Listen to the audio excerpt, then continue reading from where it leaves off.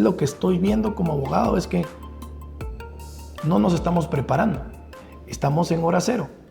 Pero para mí la hora cero terminó desde que, no en la aprobación de la ley, pero en las reformas a la ley sí. Pero la ley tiene una vacancia legis, inclusive que a mí tiene entra gradualmente en aplicación, que a mí me parece muy largo lo de los 2 años. ¿Por qué? Pero, muy largo. Pero así está. ¿Y pero cómo le hubiera gustado a usted un cachito así más yuca, así a los 6 meses? Sí, hubiera podido empezar más rápido. Vamos a servirle ron aquí al doc, por favor. Un roncito aquí, por favor. Pero están los 2 años. ¿Para qué aprendan. ¿Para qué deben servir esos 2 años? Para la autoridad, para prepararse. Para prepararse, para aplicar bien la ley. Y a los empresarios, para hacer su due diligence. Para decir, bueno, nosotros frente a esta ley, ¿cómo estamos? Estamos cumpliendo, tenemos riesgos, tenemos problemas, ajustémonos, arreglemos, pongamos la casa en orden antes de que entre en vigor la ley. La ley no tiene aplicación retroactiva, no se va a poder aplicar retroactivamente. Es que la Constitución no lo permite. Pues precisamente, muy bien, eso es así, jurídicamente eso es así. Pero está bien, ¿no? Claro, así debe ser, no, pero por eso mismo deberían los empresarios también empezar a prepararse para cuando sí entre en vigor. Pero solo la SAT se brinca ese artículo a veces, como unas sus marometas que uno dice... Pero mire, por ejemplo, los directores todavía no van a hacer investigaciones ni nada, pero ya pueden empezar a hacer una función que tienen, que es de mirar los mercados. O sea, hay que hacer un mapeo de la economía guatemalteca. Hay que saber cuáles son los sectores económicos, seguramente ya aquí el Banco Central, las universidades, el Ministerio de Hacienda, eso, pero la autoridad de competencia, con una mirada de competencia, de mirar, entonces mis sectores son el sector agrícola, está el sector industrial, ver cuáles son la concentración de esos mercados, la formación del precio en esos mercados, ver dónde pueden estar las potenciales conductas, para que cuando abra ya diga, bueno, aquí el mayor riesgo, el mayor impacto está en el sector tal. Vamos a hacer la primera investigación porque debe empezar con pasos pequeños pero firmes, investigaciones que sean simples, claras, que transmitan un mensaje directo, correcto, sólido. Pero mire, doctor, al final es obvio lo que le voy a plantear. Son independientes y autónomos. No dejan de ser funcionarios que llegaron, en este caso llegaron por, digamos, del Ejecutivo, llegaron del Congreso, llegaron de Junta Monetaria o de Finanzas, ¿verdad? Y se nombraron ahí los directores. Hay, directa o indirectamente, hay un juego político que nuevamente vamos a la madurez, la experiencia, el talante y la historia que quieran dejar sus directores, digamos, claro, en esa institución. Y sobre todo el superintendente, al cual muchos le han de estar poniendo atención. No dejan de ser seres humanos. Los que en algún momento, ¿verdad? Sí, o sea, no puede ser un animal, ¿verdad? Pero, o una inteligencia artificial. Sí, o sea, tampoco confío al 100% en ella ahorita, ¿verdad? Ni yo confiaría nunca en eso. Pero lo que le quiero decir es que usted le está dando una posición de poder a alguien sobre un sector que por lo menos en Latinoamérica se ha visto como el gran salvador de los temas económicos del país. O sea, no.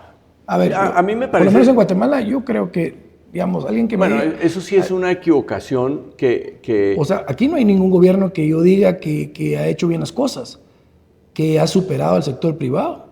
O sea, por lo menos en Guatemala, si usted me dice uno, yo de verdad Pero yo quisiera decirle una cosa. Cuando uno va y habla con las autoridades de competencia del mundo, que yo he tenido la oportunidad de hacerlo como agente no gubernamental del ICN por mi país, a veces las personas que están muy involucradas con este tema, uno oye sus discursos y entonces cuando hay libre competencia no hay desempleo, crece el Producto Interno Bruto, la gente es más feliz, ¿no? No es verdad, o sea, la libre competencia no es la panacea de nada. O sea, por ejemplo, la libre competencia, que algunas personas piensan, no es una herramienta para redistribuir el ingreso, ni la riqueza. Ese no, para eso utilice los impuestos y los subsidios del Estado y todo eso. La libre competencia lo que hace es proteger el proceso competitivo, sí, para que haya el libre juego de la oferta y la demanda, para que los empresarios mejoren el nivel de eficiencia y no abusen de de su poder de mercado o no hagan acuerdos nocivos que van a perjudicar a la población. Eso es lo que hace la libre competencia, pero es una política pública que está inserta dentro de otras muchas políticas públicas y no hay que pensar que porque hay libre competencia entonces se acabó. La gente entonces no va a tener mal aliento y pues no se puede. Pero la frase del momento surgió cuando usted dice, con la ley de competencia regresó la felicidad a un pueblo. Eso es lo que vendieron. Me gustaría ir a Colombia de nuevo, si usted me lo permite, doctor. Hay diferencias, usted ya no lo mencionó. Y tal vez lo que estaba argumentando yo es que el hecho de que seres humanos se les haya dado este poder y que estemos en crecimiento y todo lo demás, o en el caso de ustedes no, pero hay una discrecionalidad, ¿verdad? Sí, una discrecionalidad grande, claro. que, sumado a cuestiones políticas electorales o cuestiones no políticas, pero sí ideológicas, puede armar un tema súper complejo, ¿verdad? ¿Qué experiencias tal vez más prácticas ha vivido usted? Y no me mencione nombres, porque como abogado estoy seguro que usted ha tenido frustraciones en práctica con casos puntuales que usted dice, no puede ser porque aquí hubo una actitud abusiva y discrecional. Pues digamos, yo no diría discrecionalidad hay, porque la ley de libre competencia le da una enorme discrecionalidad a la autoridad de competencia, que tiene una doctrina, que tiene una visión de cómo aplica la ley. Naturalmente, en muchos casos yo he sentido que era un falso positivo, que no había una práctica restrictiva y sancionaron una práctica restrictiva.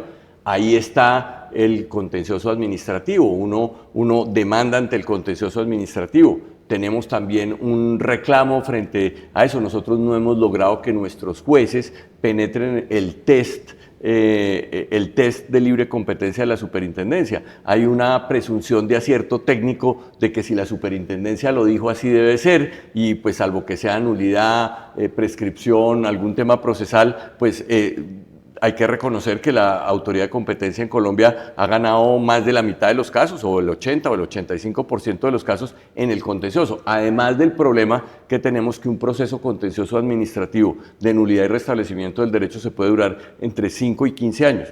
Entonces, la multa ya se cobró desde el primer día. Salió la decisión, se cobró la multa. Y entonces se interpone la demanda contencioso administrativa, que solamente podría decir uno que ganó dentro de 10 años, dentro de 15 años, es muy lejos. Entonces, claro, esos problemas existen. Y además de eso, sin necesidad de que haya ni arbitrariedad ni nada, pues el derecho a la competencia tampoco es que sea blanco y negro. O sea, hay muchos matices. Como decía el premio Nobel de Economía Coase, él decía, me aburrí del antitrust, porque si subo el precio es precio excesivo, si bajo el precio es precio predatorio, y si lo mantengo es porque hay un cartel. Entonces aquí no hay cómo ganar.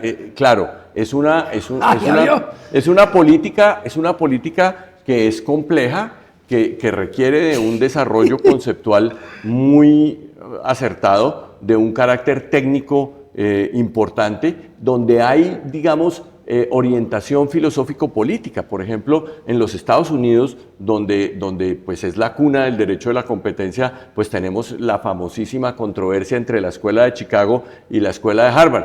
Primero la Escuela de Harvard, entonces una escuela más estructuralista, donde si las empresas son muy grandes está mal, vamos a presumir que hay una práctica abusiva si el sector está demasiado concentrado. La Escuela de Chicago, una escuela más basada en el bienestar del consumidor, en la eficiencia económica. Digamos, no importa que haya posición dominante, lo que se va a castigar es el abuso de la posición dominante. Entonces, claro, hay visiones filosófico-políticas de la aplicación de la normativa de libre competencia con las que uno puede no estar de acuerdo.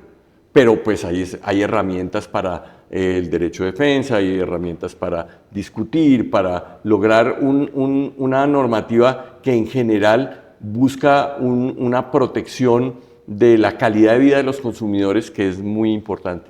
Recuérdense de seguirme en todas las redes sociales del podcast El Confesionario con Veneno, además las personales, donde podrán ver clips, hay cortos y obviamente la entrevista principal en donde usted se va a ver más inteligente, eso no hay duda.